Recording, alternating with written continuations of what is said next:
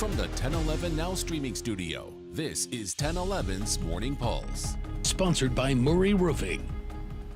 Good morning. This is Craig Allison with your Morning Pulse for Thursday, September 4th. Our first story this morning just happening earlier. Lincoln Fire and Rescue, along with the Lincoln Police Department, are investigating an explosion that happened underneath the West O Street Bridge near North 1st Street around 7 a.m. LPD says transients had a fire going when there was an explosion.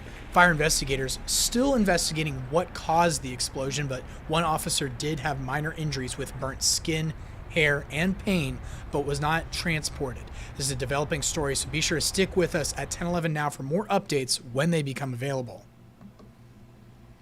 Second story in our crime tracker this morning, police are investigating a robbery and assault that happened on a trail this week just before 8 Tuesday night. Police went to the Salt Creek Levee Trail on the report of a robbery. Witnesses say a 55-year-old male victim was walking on the trail when three unknown men assaulted him, then took his phone, cash, and ID. In total, he lost about $500. The investigation is ongoing, but anyone with information is encouraged to reach out to police.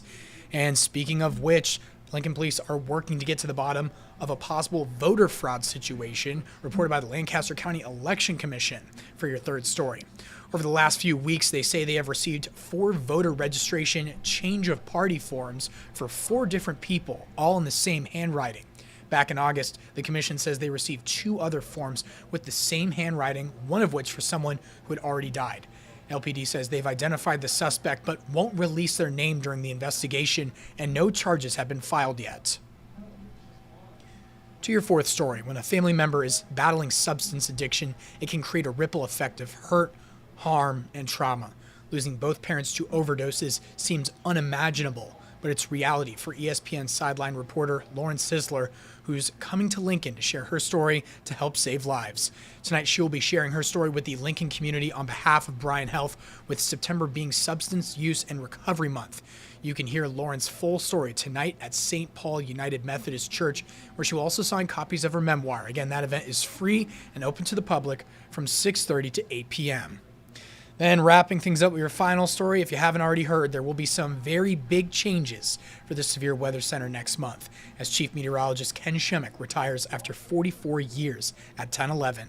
Our very own Brad Anderson steps into Ken's role, moved nearly 30 years in the making for Brad, and again, congratulations to Ken. Would be lying if we wouldn't say that we're going to miss Brad Anderson on the morning team, but of course, very happy, and congratulations to Brad for this huge move and continuing to pave his legacy here at 1011.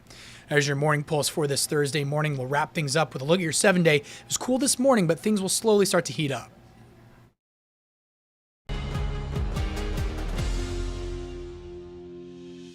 You've been listening to 1011's Morning Pulse.